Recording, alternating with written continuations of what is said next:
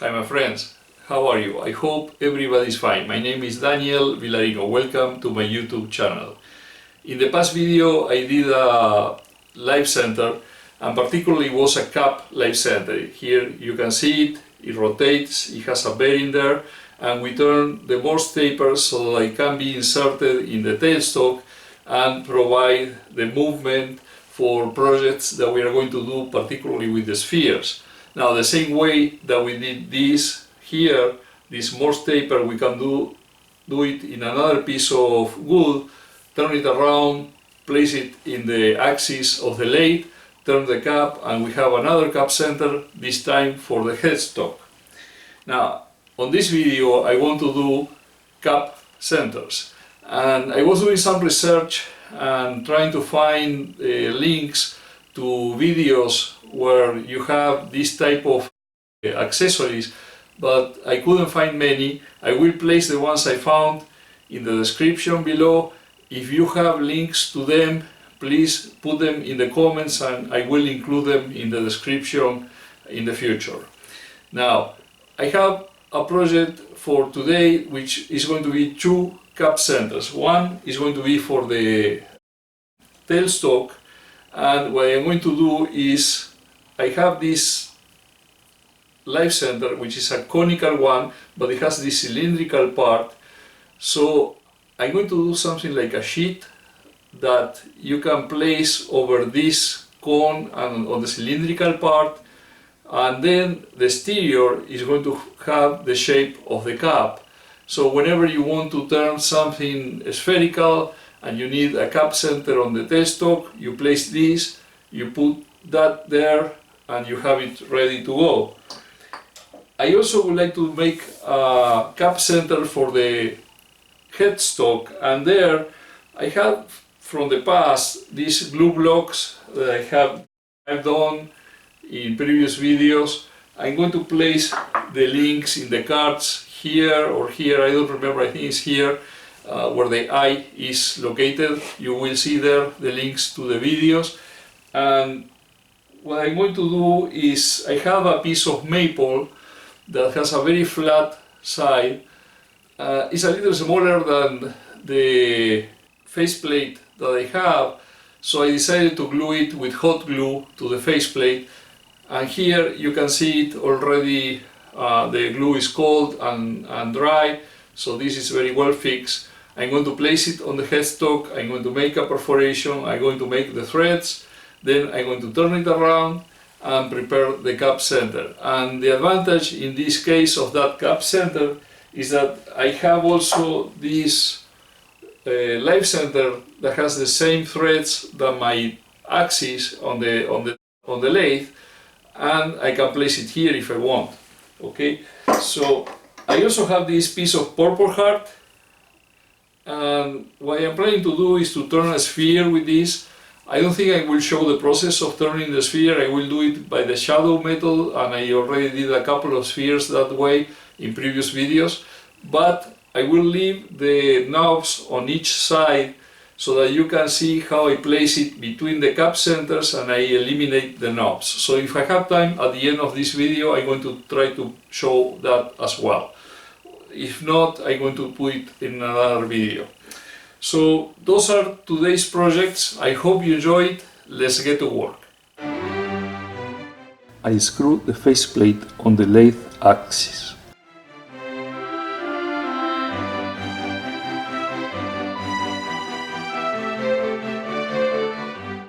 I perform a fast roughing with the ball gouge.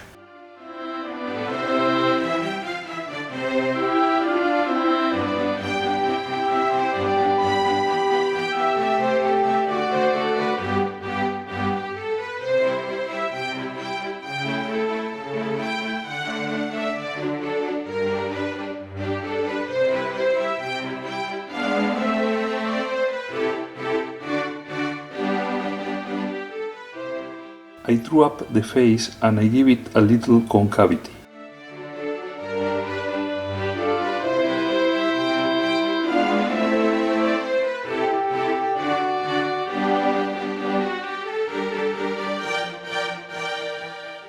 With the lathe center, I mark the face center. I will make a pilot hole. With tape, I mark the depth.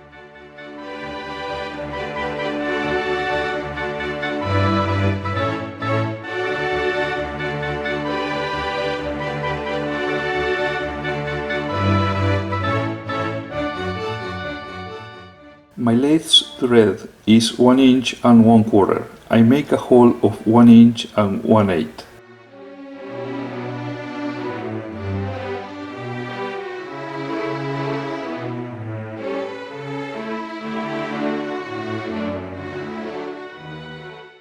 With a wrench, I turn the tap and at the same time I push with the lathe center to keep pressure and to keep it centered.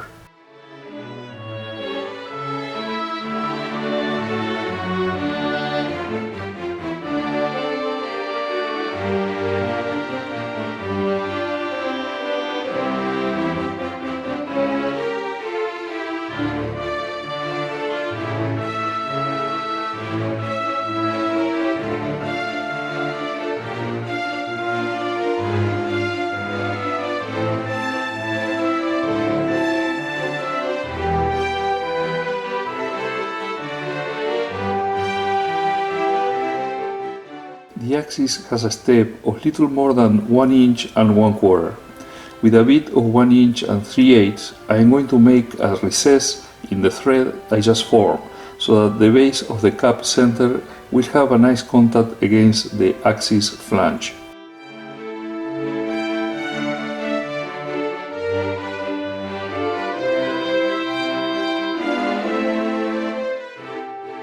I detach the cylinder from the faceplate. I remove the faceplate and then I screw the wood block in the lathe axis.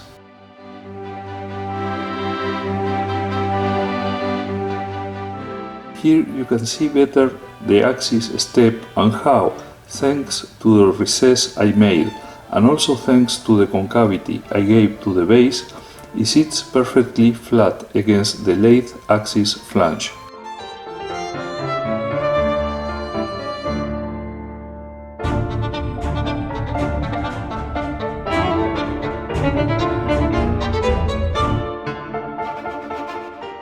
Now it's just a question to give to the center the cap's shape.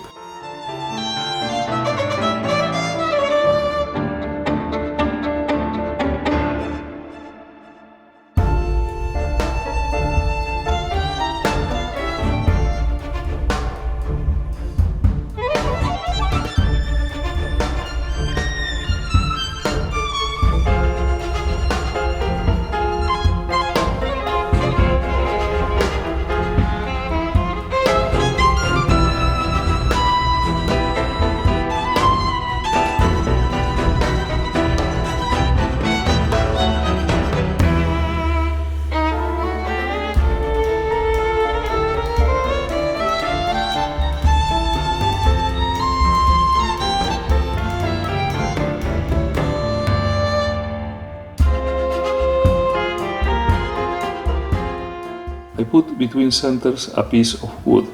I form a cylinder and I will make a tenon. I already made the other center without the chuck, and you can repeat the same process here, but I will use the chuck to accelerate the work.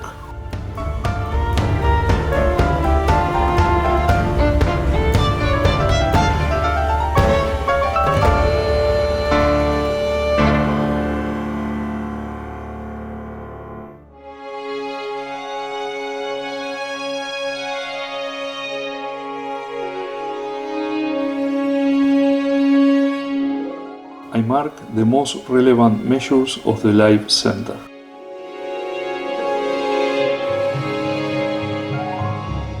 The cylindrical part has a diameter a little below 1 inch and 3/4. I have a bit that is 1 inch and 5/8, and that is the one I will use.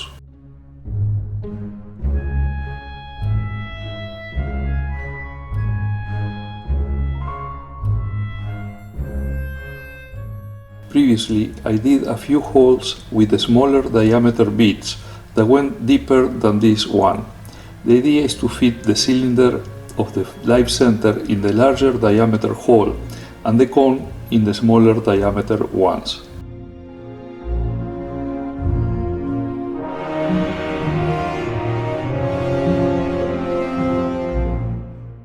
Here begins a process of removing small amounts of wood from the walls and testing the fit once and again until I achieve a perfect fit.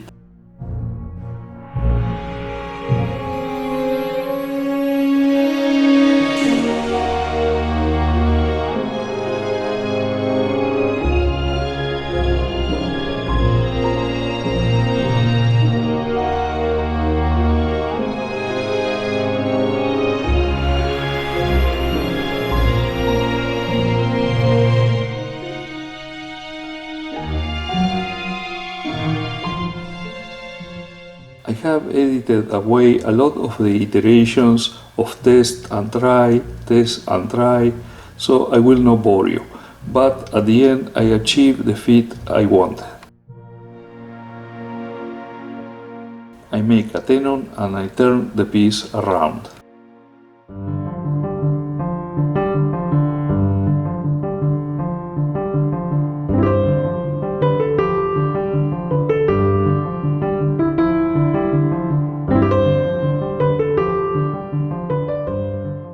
At a reasonable distance that will allow space to turn the cap, I part the piece off.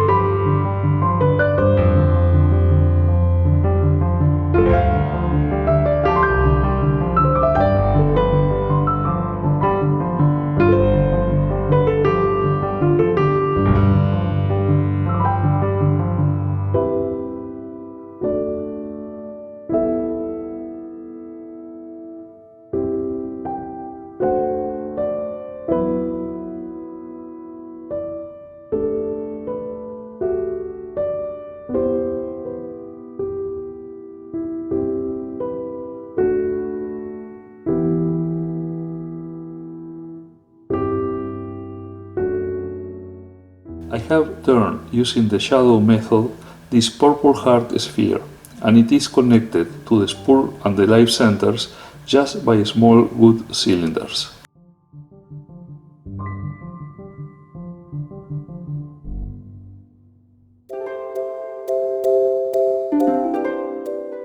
I will mount it between the cap centers to eliminate the little knobs.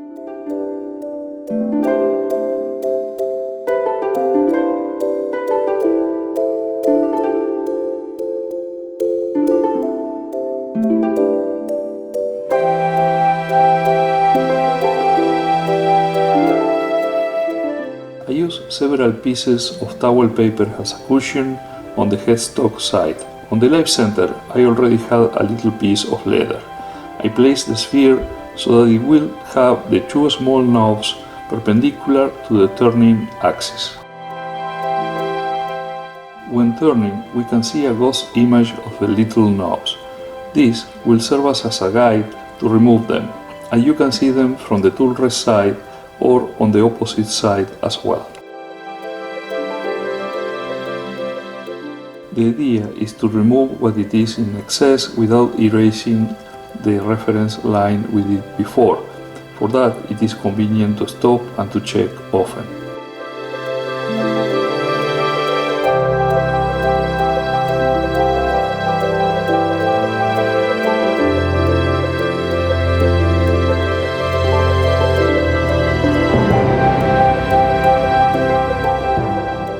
Once satisfied, we begin sanding, first with coarser sandpaper, and we will do it in 3 perpendicular axes of the sphere, with each grit. Every so often we will make a pencil line to guide us in the process. With these rotations, we ensure that we are sanding evenly and we are not deforming the sphere.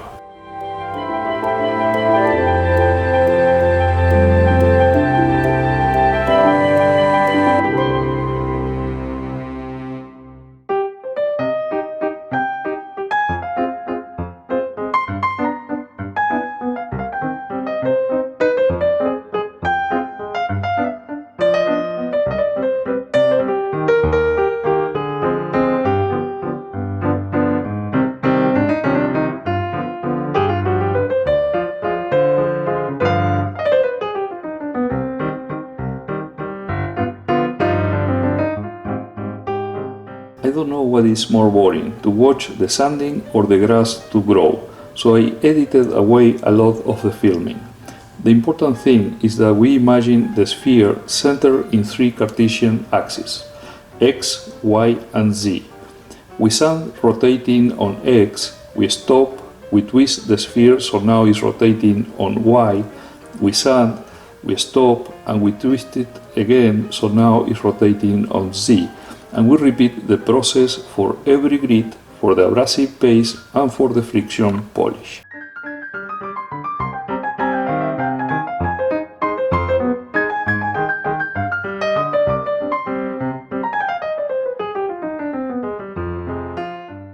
Once we put abrasive paste, we do not have pencil lines anymore. The first rotation is easy because there is an area that is not treated. And for the second twist, we use the wood grain as a reference.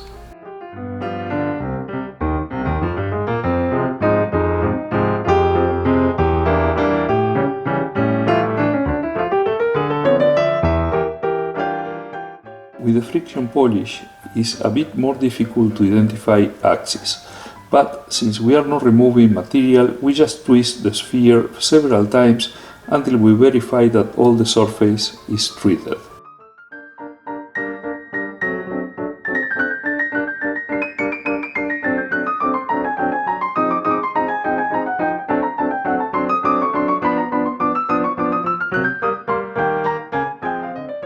Finally, in this threaded live center that I have, I can put the cap center that I did for the headstock and use it in the tailstock.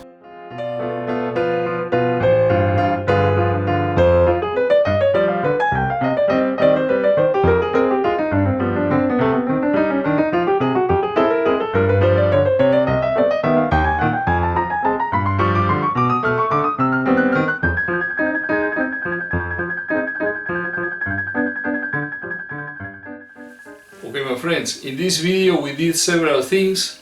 The first one was this cap center, and this is for the side of the headstock. It has those threads, so it goes directly on the axis, and you can use it also on the side of the tailstock if you have the adapter with the threads for that particular live center, and I show that on the video.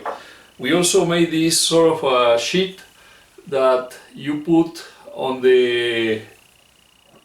this type of rotating live centers, and you can see here how it fits. It goes really well inside. I didn't have a bit that was the required diameter, it was a little smaller, so at the end we had to be a little careful on, you know, removing some material and sanding until we got to fit really well. And here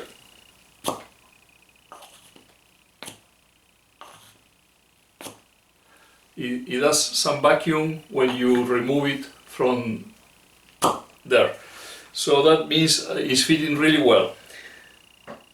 At the end I show the process of the final steps of the turning of a sphere through the shadow method, and I had it between centers. So I remove it, I cut the biggest parts of those knobs that were on each side, and we put it between the cap centers, and we're able to finish it.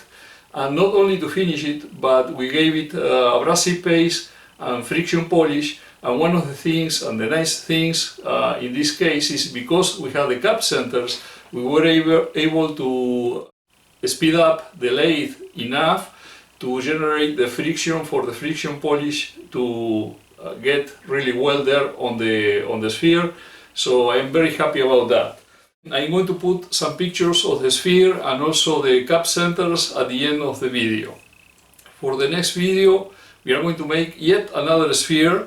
This time we are going to do it using the cap centers directly. We won't use the shadow, and it's a method that I have seen in a few videos, so I will try to replicate it and see how it goes. For the moment, that's all. I hope you enjoyed this video. If that's the case, please mark the like button below, make comments, and if you haven't subscribed yet to my channel, please do so. And it will be until the next one. Cheers!